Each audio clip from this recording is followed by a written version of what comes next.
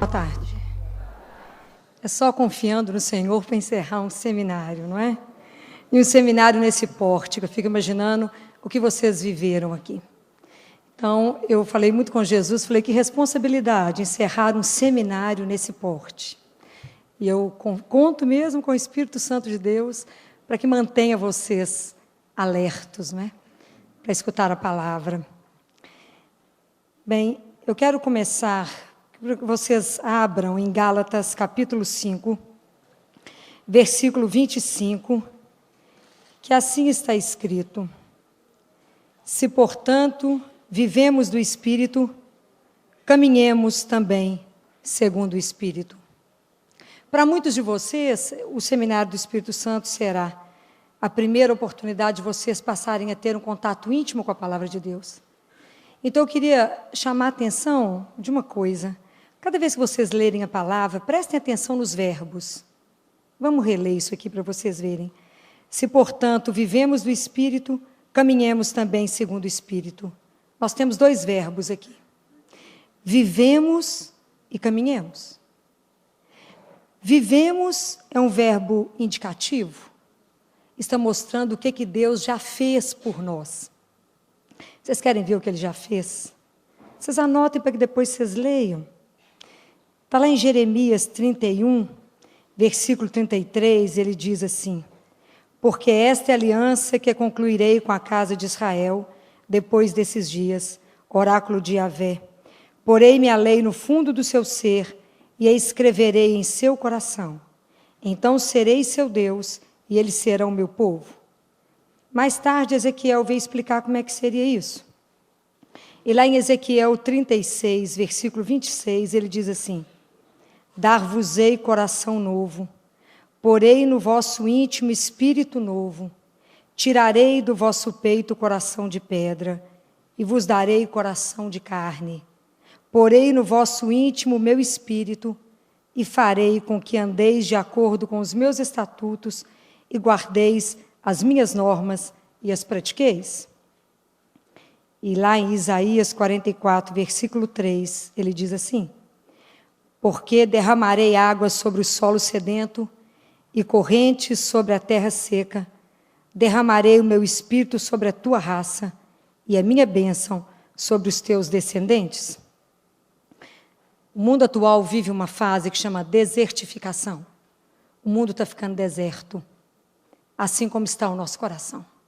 Nosso coração está árido. Não o de vocês que estão saindo de um seminário de vida no Espírito Santo, porque vocês receberam a efusão do Espírito. Então vocês agora irão saborear isso. É isso que ele disse aqui: eu vou derramar essa água. E se vocês se lembrarem, a água nunca sobe, ela só desce. E o Espírito Santo também, ele desce sobre nós. Mas ele só enche quem está vazio de si mesmo. Se a gente estiver muito cheio de si, não cabe o Espírito Santo de Deus. Então é preciso esvaziar-se para que Deus entre. Porque só com o coração irrigado é que nós vamos gerar vida. E aí nós vamos entender a segunda parte que São Paulo nos diz. Já que Deus já fez isso por nós, ele fala, então, caminhemos. Caminhemos é um verbo que está no subjuntivo, que nos exorta. É como se Paulo nos falasse: então, agora que você já recebeu o Espírito, viva de acordo como quem recebeu o Espírito de Deus. Se vocês lerem a carta de São Paulo aos Romanos, no capítulo 8 todo, ele vai falar demais sobre o que é viver segundo o Espírito, o que é viver segundo a carne. Mas ele, na colocação de Paulo, ele não está falando entre só corpo e alma. Há um sentido mais profundo. Há um sentido em que é o eterno e o que é terreno. Há um sentido diferente entre na questão humana, na questão da graça, entre o egoísmo e entre viver no amor. Então, Paulo nos mostra que nós podemos, os três momentos da nossa vida, de nascer, de viver e de morrer, nós podemos fazer pela carne ou pelo Espírito. E aí nós vamos começar a identificar como é que nós estamos vivendo. Porque, na verdade, nenhum de nós escolhe nascer, ninguém pode decidir se vai nascer ou não. Mas todos nós, aqui, temos o direito de escolher se queremos renascer. Necessário vos é nascer de novo, disse Jesus a Nicodemos. Então nós podemos renascer, É o que vocês estão fazendo opção nesse final de semana.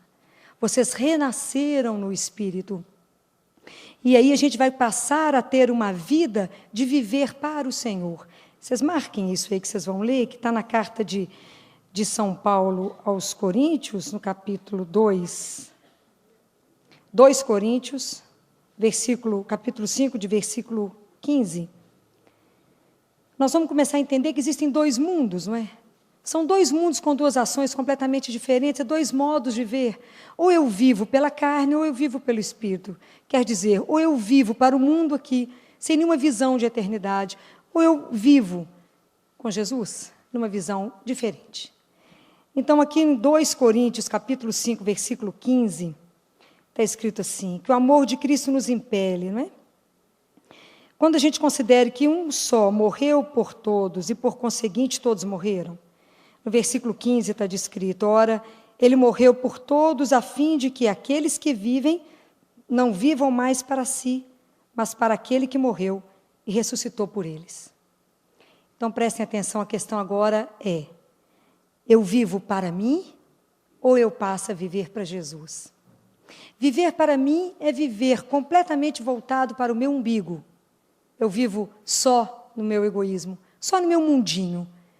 Uma vidinha muito mais ou menos, sem uma visão de nada, não é? Uma visão muito pequena de todas as coisas. Ou eu passo a viver para Jesus, e eu estou fazendo uma outra opção. Eu passo a viver agora no Espírito, eu vou fazer uma outra oportunidade na minha vida, sou chamado para uma vida nova, ele me renasceu, ele me refez. Como é que eu faço? Como é que eu posso fazer a partir de agora que vocês receberam o batismo do Espírito, de viver, de caminhar com Ele? Viver com Jesus é viver uma vida de enamorados, não é?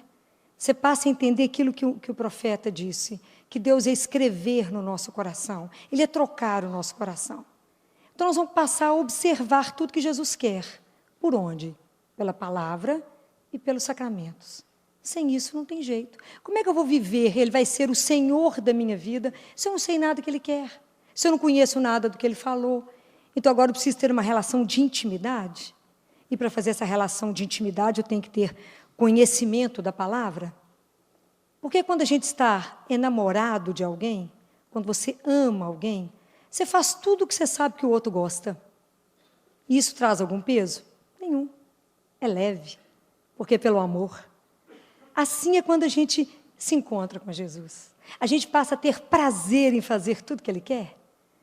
Porque é por amor que eu faço aquilo com Ele. O Espírito Santo infundiu em mim o amor. Infundiu no coração de cada um de vocês o amor. Para que vocês passem a viver por amor a Ele e amor ao irmão. Não tem mais jeito. Como é que eu sei que eu recebi o Espírito Santo? Não é porque você está orando em línguas. Mas é se você passou a amar. O amor é a única coisa que nos marca. E, consequentemente, a obediência. Porque aí eu vou ter prazer em fazer tudo que Ele deseja. Eu vou conhecer a palavra, eu vou ler todos os dias a palavra de Deus e eu vou caminhar com Ele. Porque eu digo para vocês, não se iludam de achar que porque vocês renovaram aqui esse final de semana com Ele, que vocês agora querem caminhar com Ele, que já está pronto. Eu digo a vocês que essa renovação é feita todos os dias.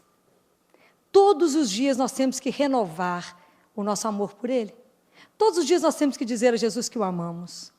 Todos os dias nós temos que fazer opção por Ele, porque o mundo te arrasta.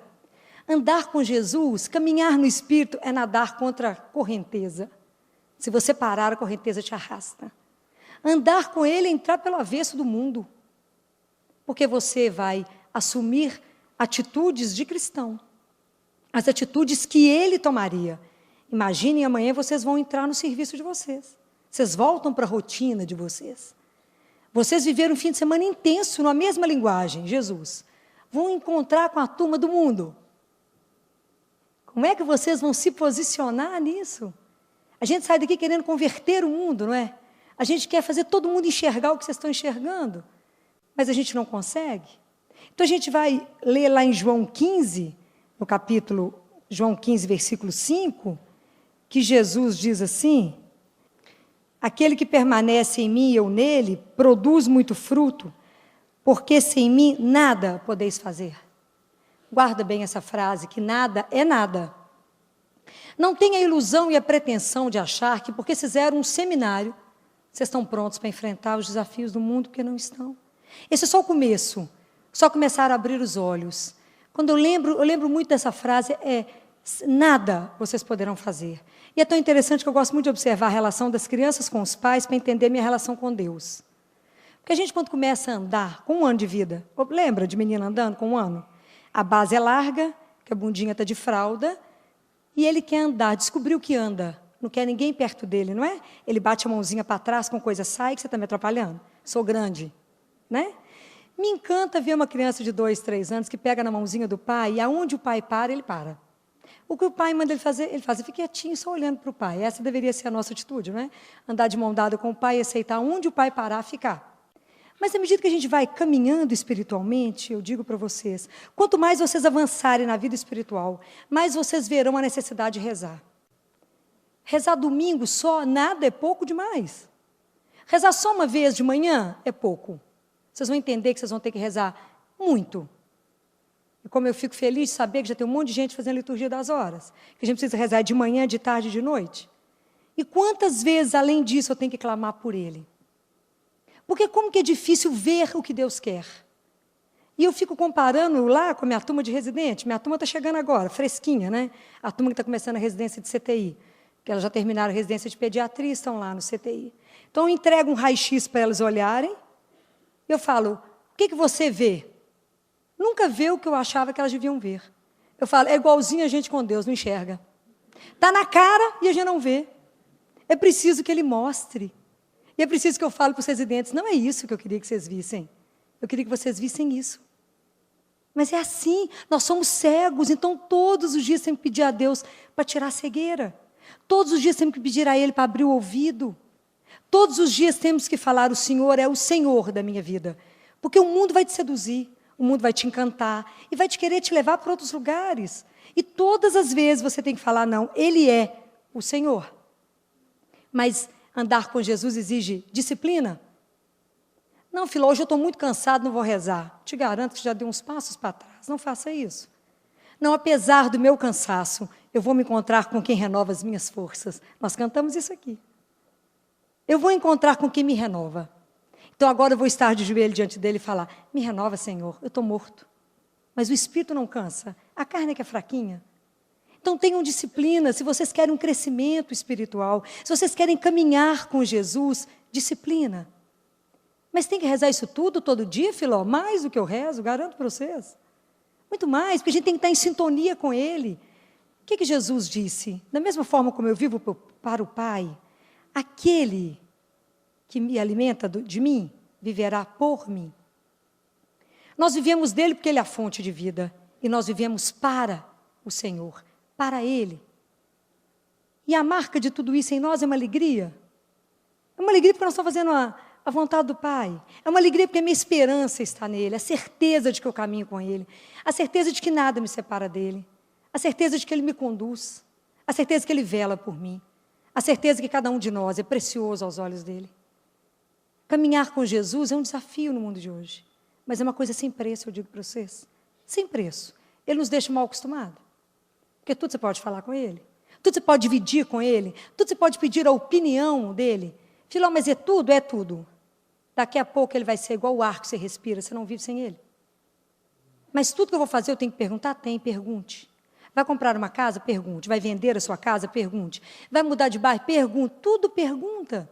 Vai viajar? Pergunte para Ele se deve. Às vezes Ele vai precisar de você em algum outro lugar. Nós não vivemos para o Senhor? Então nós devemos a satisfação para quem? Para Ele. Então tudo que a gente vai fazer, a gente tem que consultar primeiro quem? Ele. Então muda o foco. Eu deixo de olhar para mim e olho para o Senhor. A minha vida passa a ser centrada somente nele. Tudo eu dependo da aprovação dele.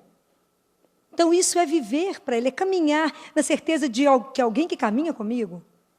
E é tão interessante que a gente vai acompanhando as coisas e vai caminhando com Jesus e entendendo, não é? Eu achava que só ir à missa de manhã, além de fazer a liturgia das horas e rezar o terço, estudo cedo, antes de ir para o CTI, já estava bom. Aí eu entendi que, enquanto eu estava dentro do CTI, eu passava por uma situação delicada, eu tinha que convidá-lo para ir, porque ele é educado demais. Então, às vezes que eu falava, Gê, vão ali comigo, era diferente. Era diferente a conversa com os pais. Era diferente quando eu tinha que dar uma notícia de morte. Era diferente quando a situação apertava. Era diferente quando eu tinha que falar com os pais, seu bebê piorou. Quando eu falava, Jesus, vamos lá, não é? Não é fácil. Dar notícia boa é ótimo. Dar notícia ruim tem que ser sentado. Mas eu tenho que pôr uma cadeira, mais um, porque você tem que assentar, meu amigo, porque é duro. Não é fácil. Então, a gente vai aprendendo que tudo você tem que convidá-lo. Experimentem isso. Vá a uma festa, convide ele. Vai preparar um almoço na sua casa, convide ele para participar. O que vocês foram fazer, convide o Senhor. É tão diferente. E tudo pergunte. Às vezes eu preciso de ligar para alguém e falo, Jesus, você acha que está na melhor hora de ligar? A gente passa a ser dependente do Senhor. E tudo a gente pergunta para Ele. Tudo. É uma dependência. É uma certeza absoluta que aquele seu dia não é à toa. Ele foi programado pelo Senhor para você ser feliz. E para que você seja testemunho da luz. Nós temos que ser testemunhos de Jesus aonde a gente entrar. Mas a nossa vida tem que ser feita de tal coerência que as pessoas te olhem e vejam Ele. Então não é falar somente, mas é ter uma vida de coerência com o Senhor. Eu tenho que acreditar, eu tenho que ter certeza. Então vocês imaginam que caminhar no Espírito é ter um salto de fé. É a nossa caminhada de fé. É saber que Ele está dentro de mim, mesmo que eu não veja, que eu não sinta, mas que eu sei, por promessa dEle, que Ele estaria conosco, que Ele caminha do nosso lado, que Ele participa da nossa vida. Mas é uma vida, eu digo para vocês, maravilhosa. É apertada, você anda no fio da navalha, mas não tem preço, porque não tem companhia melhor, não tem com quem melhor você dividir sua vida, você chorar com Ele, rir com Ele, vibrar com as coisas dEle. Quando Ele te conta alguma coisa acontece ali exatamente como você já sabia que ia fazer. É um espetáculo à parte. Andar com Ele é realmente um desafio à parte. Então, quem anda com o Senhor não tem medo da gente viver a última etapa, que é viver, morrer. Mas a morte é uma coisa que nos apavora, não é? Primeiro porque a nossa sociedade não conversa o assunto. Então, é um assunto sempre escondido. Eu não falo na morte, ninguém conversa esse assunto dentro de casa. A gente nem tem a oportunidade de exercitar a nossa fé. Então, fica aquele assunto pesado. Mas é tão lindo. Olha lá, abre na carta de São Paulo aos Romanos, no capítulo 14. Olha lá. O que está escrito? Romanos 14, 7. Ele diz assim: porque ninguém de nós vive e ninguém morre para si mesmo. Porque se vivemos é para o Senhor que vivemos, e se morremos é para o Senhor que morremos. Portanto, quer vivamos, quer morramos, pertencemos ao Senhor. Para quem tem uma vida de caminhada com Deus, viver e morrer só muda de lado. Enquanto eu estou do lado de cá, eu vivo na fé e na esperança. Quando eu morro e mudo de lado, eu já tomo posse daquilo que Ele prometeu. Compreendem? É isso que Ele quer dizer? Isso é lindo, mas não temos fé para isso, não é? Então, eu tenho mais oportunidade de lidar com a morte que vocês, porque eu fico no CTI todos os dias. E a gente tem mais oportunidade de viver isso. E todas as vezes que a gente vai conversar com os pais, a gente pergunta, o que é que move a sua vida, não é? Qual é a sua crença? Porque é a partir daí que eu vou trabalhar com ele. E nessa caminhada de 20 anos que eu tenho de CTI, eu só tive um pai que falou comigo, quando eu dei a notícia que a criança estava gravíssima, que ela iria morrer. Ele me disse, eu não creio em nada, para mim só existe matéria.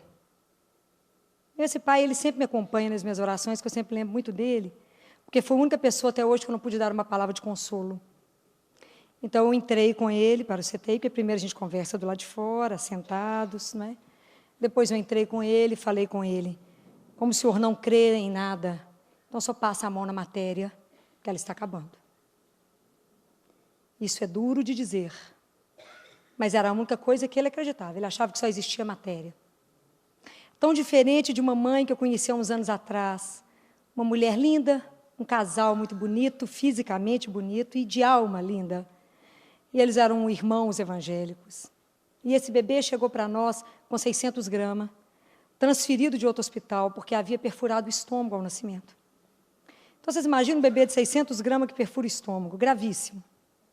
Ele foi operado, e os primeiros dias, gravíssimo, entubado, com remédio para pressão, e é uma luta. Mas uma mãe de uma serenidade, diante do sofrimento e da dor, que era só porque a vida dela era com Deus. Era um encanto vê-la. E um dos dias eu cheguei, e o bebê melhorou demais. Até a mãe chegar no horário da visita, nossa, que continua sendo às 10 horas, a gente tinha conseguido tirar o remédio de pressão, ele estava sustentando a pressão. Estava diminuindo os parâmetros do respirador, o neném estava ficando uma teteia. Ela chegou, falei com ela, mas eu estava louca para você chegar, porque o bebê está lindo. Ele já não precisa mais de remédio para pressão, está tudo indo muito bem com o neném. Se ele continuar desse jeito, a gente tira do respirador até em 2 dias. Vem cá para você ver que delícia que ele está. Ela ficou toda animada, ficou lá com o bebê. Eu falei com ela, eu vou dar notícia para os outros pais, se você precisar de mim, vai me chamar. Passa um pouquinho, eu recebo um recado que ela está querendo falar comigo. Cheguei lá, falei, pois não. E ela falou assim, doutora, apesar de tudo que a senhora me falou, eu queria que a senhora presenciasse uma conversa que eu vou ter com esse menino. Falei, conversa? Ela falou, é. Eu estou sentindo o espírito dele inquieto. Meu filho está com o coração inquieto. E eu quero conversar com ele. Eu falei, só mãe, né? Porque eu estou olhando do ponto de vista médico, estou achando ele um espetáculo. Mas você, como mãe, percebe que ele não está bem. E a conversa foi de uma profundidade que eu acho que eu não ouvi outra. E ela disse para ele, meu filho, a mamãe está sentindo o seu coração inquieto. Eu queria te dizer que você não deve ter medo de viver nada que você tiver de viver. Porque quem está com você é Jesus. E eu queria te dizer que se você precisar de ir, se ele te chamar, vá. Não tenha medo. E eu e o seu pai vamos dar conta. E se eu não vier aqui te buscar para te levar para a nossa casa, um dia você virá me buscar. E nós vamos ficar juntos eternamente, porque esta é a promessa. Ela terminou tudo, eu presenciei aquilo com ela, abracei ela. E quando fui embora, no dia seguinte, quando eu entrei no CTI, o leito dele era o primeiro que eu via, e ele não estava. E no mesmo tempo que eu estava estarrecida que ele havia morrido, o telefone chamou e era ela. Ela falou, doutora, viu como eu pressenti? Falei, estou muito impressionada, mas a sua fé me sustenta e me ajuda a caminhar, né? Ela falou, pois hoje eu só ligo para agradecer por esse tempo, pelo período que a gente conviveu, por só ter cuidado da criança por mim. Foi uma experiência tão diferente de um pai com o outro. Mas é porque esses viveram nessa caminhada do Espírito, nessa certeza de que Deus está em todas as coisas. E nós estávamos vivendo esses dias lá no CT, até um período de calmaria, quando essa semana a gente estava com um bebê muito grave, que nasceu com uma malformação gravíssima e veio do interior para nós. E eu estou falando com vocês que eu estou com uma nova safra de residente. E aí eu vi que o neném estava muito grave, falei com o pessoal, falei, providencia água benta, que eu vou precisar batizar. E a residente estava incomodada, chegaram perto de mim e falaram assim, Filó, mas nós não vamos fazer nada? Falei, vamos sentar, né? O que você acha que é não fazer nada? Você acha que nós deixamos de fazer alguma coisa por essa criança? Do ponto de vista médico? Não. Faltou algum exame que você gostaria que a gente tivesse feito nessa criança que a gente não fez? Não. Você tem algum remédio que você gostaria de dar para essa criança que você acha que ia mudar a vida dela hoje, agora? Não. Se a criança parar o coração, o que a gente tem que dar para ele? Ela falou os remédios. Quais são os remédios que ele está tomando? Não são esses? Infusão contínua? E o coraçãozinho está ali diminuindo, não é? Isso é morte ou é parada cardíaca? Ela falou, é morte. Falei, então você entendeu. Porque a parada, você já viu que todo mundo corre e resolvemos, porque é um evento agudo. Esse bebê não, o bebê está indo, ele está despedindo de nós. Mas nós não vamos fazer nada? Falei, não, agora vocês vão aprender as outras coisas da residência. Chama-se transfusão de serenidade. Falou, como é que é? Falei, transfusão de serenidade. Falei, você acredita em Deus? Ou você acredita só na sua carne, na matéria? Não acredito em Deus. Acredita o que Jesus falou sobre a morte? Ele não sabe, né, bem? Vai falar comigo, não tem tempo de ler, porque está estudando muito na residência, e não tem tempo de ler a palavra de Deus. Está errado. Na verdade, é porque você nunca abriu a palavra, e está escrito: todo aquele que vive e crê em mim nunca morrerá. Você acredita nisso? As caras caladinhas me olhando, que elas ficam muito apavoradas comigo, né? Com essas coisas todas, vocês imaginam? E eu falei: pois agora nós vamos rezar juntos, e é você que vai batizar. Eu, Filó, falei: eu sei, eu estou aqui do lado. Todos nós que somos batizados podemos batizar. Eu não vou estar aqui eternamente, daqui a pouco Jesus manda eu parar. E vocês têm que dar sequência, não pode morrer menino pagão, não. Vamos batizar. Como que eu batizo? Nós vamos reunir em nome de Jesus. Ele prometeu, está na Bíblia, depois vocês vão achar.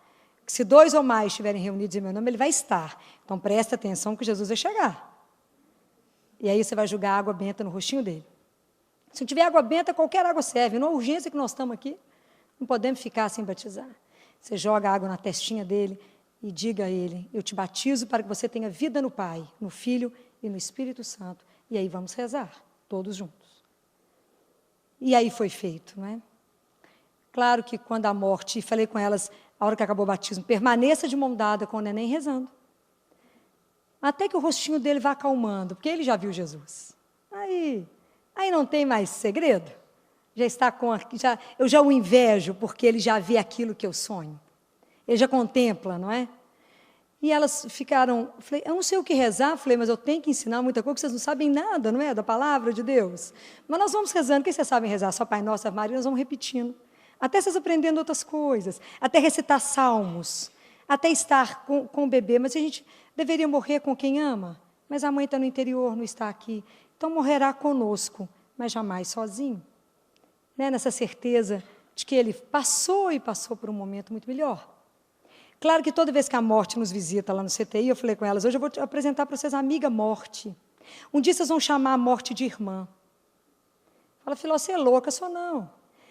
A morte é a única que nos dá a oportunidade de ver o que a gente hoje professa. Ela vai nos permitir olhar no rosto de Deus. Então ela é a porta que vai nos abrir para isso. É claro que isso não tira de mim a saudade, não tira de mim a dor da perda, mas me conforta. É a certeza de que eu caminho, essa certeza de que eu caminho com Ele. É com Deus que eu caminho. Eu quero ler para vocês aqui um trecho da carta de São Paulo aos Romanos, é no capítulo 8, que Paulo fala: pois estou convencido de que nem a morte, nem a vida, nem os anjos, nem os principados, nem o presente, nem o futuro, nem os poderes, nem a altura, nem a profundeza, nem qualquer outra criatura poderá nos separar do amor de Deus, manifestado em Cristo Jesus, nosso Senhor. Ninguém nos separa dele mais. Já temos o selo, pertencemos a ele. Então eu disse para as residentes, que fica todo mundo muito abatido, lá no CTI, eu disse a elas: a gente fica muito abatido porque a gente acha que é Deus. O único sofrimento que se pode ser comparado ao sofrimento de Deus é o sofrimento das crianças inocentes.